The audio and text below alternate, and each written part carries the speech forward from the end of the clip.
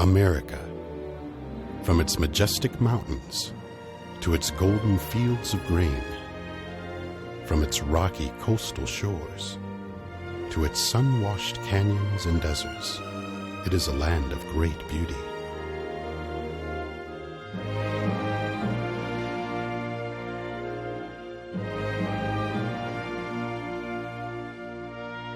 America is also a land of quaint villages, bountiful farms, and majestic cities, all with many different kinds of people, people of different colors, and customs, and foods, and music, and ways of worship.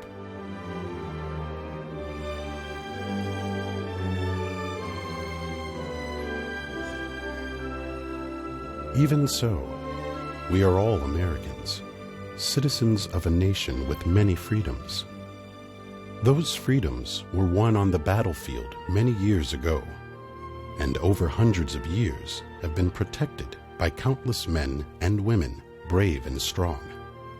In fact, much of our country's history is the story of courageous people, individuals and groups who in many different ways have fought for, protected, and expanded our cherished ways of life.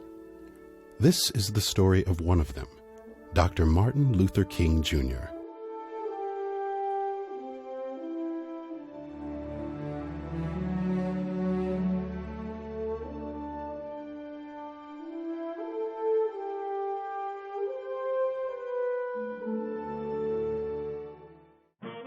Many years ago, in Atlanta, Georgia, a group of neighborhood children played together practically every day. They threw baseballs to one another. They raced to see who was the fastest runner. They played hide and go seek. One of the children was Martin Luther King, Jr.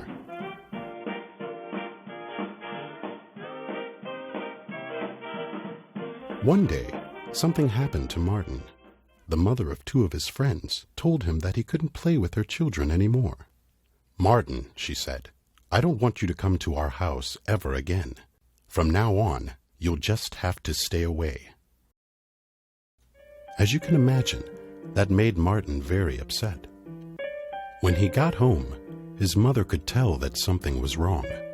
She asked him what had happened, and when Martin told her, she gave him a big hug. Then she explained that some white people believed that they were better than black people, so they didn't want their sons or daughters to play with African American children. But, she said, what those people believe isn't so. Everyone who knows the truth understands that a person's skin color doesn't matter. How people behave is what really matters. But everywhere Martin went, he saw signs that kept him from going where the white children could go. He couldn't play in many parks. He wasn't allowed to play on many tennis courts or swim in many swimming pools. He had to sit upstairs in a balcony when he went to the movies. He couldn't sit downstairs with the white people. And just because their skin color was dark, the King family wasn't allowed to eat in many restaurants. Martin had to go to a separate school too. But that didn't keep Martin from being a very good student. His mother taught him and his brother and sister how to read when they were very young, even before they started school. Martin loved to read. He liked to learn about new things. He was always full of questions, and he wanted to find their answers. One big question Martin kept thinking about was how people of different colors could come together and be friends. Martin liked to talk about things too, especially with his grandmother. She was his favorite person. They would talk for hours and hours on the front porch. Martin also liked to give speeches. When he was in high school, he practiced giving speeches in front of a mirror. He also learned a lot about giving speeches from his father, who was a minister. Martin had a special way with words. He could make people feel brave and proud with his speeches. He could also make people want to do wonderful things.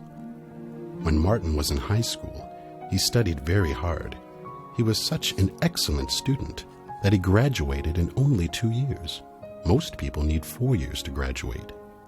Then he went to college, where he decided to become a minister like his father. When he was in college, Martin studied many important ideas. He came to believe that when people are treated unfairly, they should fight back, but not with guns or fists or sticks or anything else that might cause harm. The best way to fight back, he thought, was with love.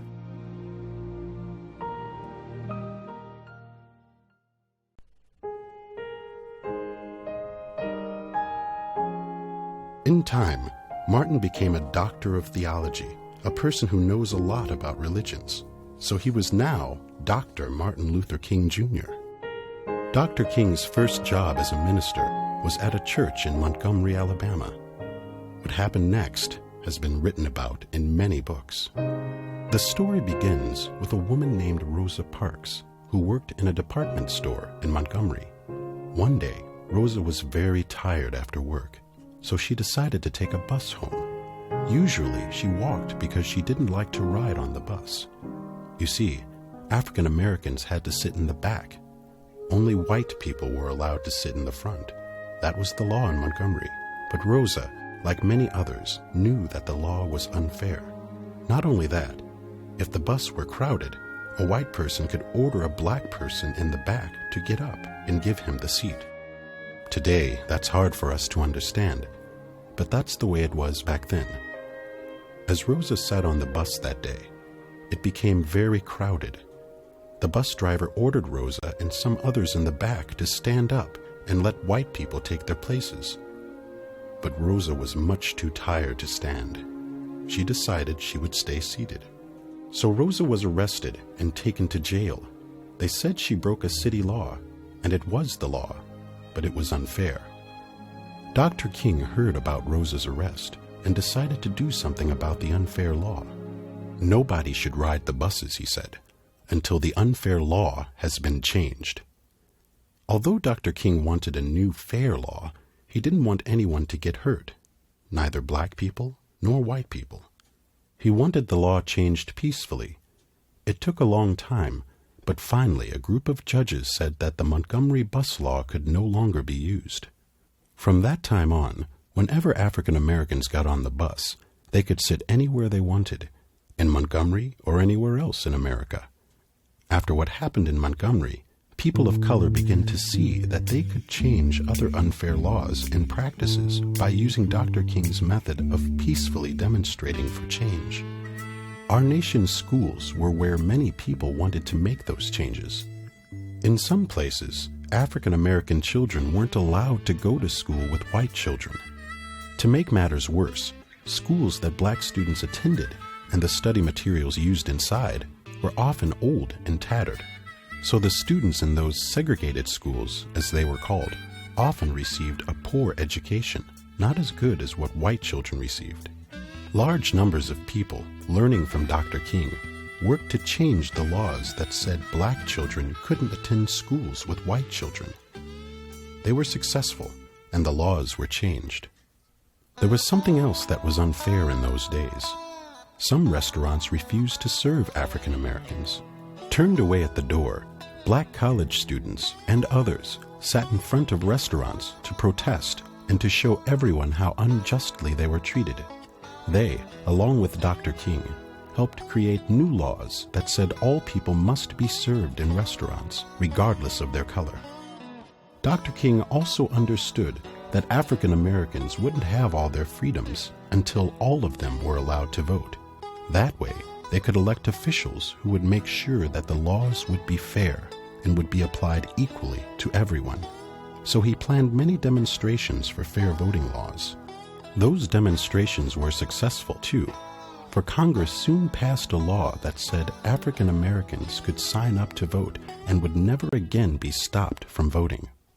Dr. King also saw the need to let all people, regardless of their color, live wherever they wanted.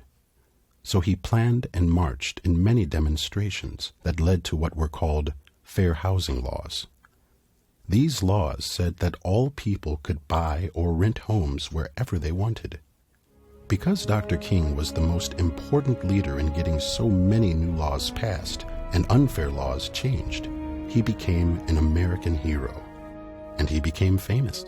His ideas were reported almost everywhere. In 1963, in Washington, D.C., he led one of the largest gatherings ever held to get more fair laws passed. Dr. King made one of the most famous speeches ever given during that large gathering. It was called his I Have a Dream speech. The next year, the Nobel Peace Prize, one of the world's greatest honors, was awarded to Dr. King. He received the prize because he had helped remove so many injustices, and because he did it peacefully. Now he was a hero all over the world.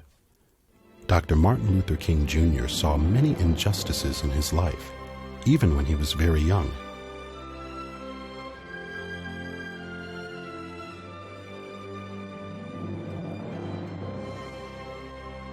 But he didn't fight back with his fists, or guns, or with sticks or stones. Instead, he used his gift of speech, his intelligence, and the power of his ideas to change America and the world for the better. Because he did, he is considered by many to be a true American hero.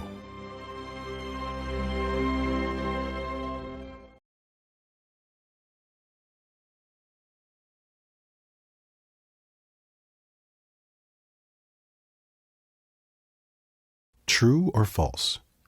People of different colors and different religions live in our country.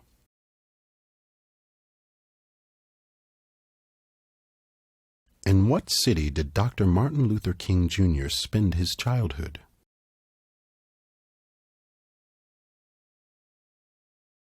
When he was a child, Martin and his family, A, could eat at any restaurant but couldn't sit downstairs in movies. B, couldn't eat in many restaurants, nor play in many parks, nor swim in many swimming pools, nor play on many tennis courts. C, could go anywhere they wanted.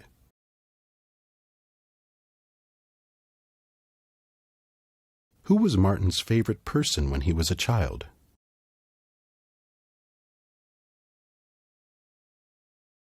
What was Martin's special gift?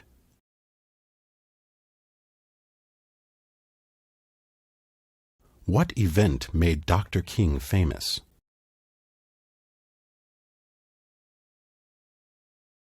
True or false?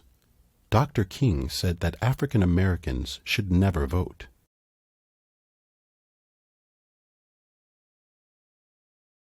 Dr. King helped African Americans, A, to vote, eat in any restaurant, go to school with white people, B, sit anywhere on buses, live wherever they wanted, C, both A and B.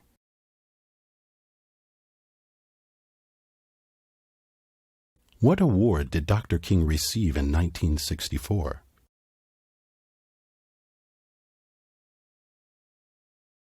African American college students, A, threw away food to prevent restaurants from serving white people. B, sat on sidewalks in front of restaurants to show everyone they couldn't eat in those places. C, handed out flowers to everyone who went inside restaurants.